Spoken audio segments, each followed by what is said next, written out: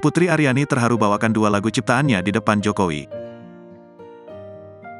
Bangga bercampur jadi haru dirasakan Putri Aryani saat bertemu Presiden Joko Widodo di Istana Merdeka, Jakarta, Rabu, tanggal 14 Juni tahun 2023.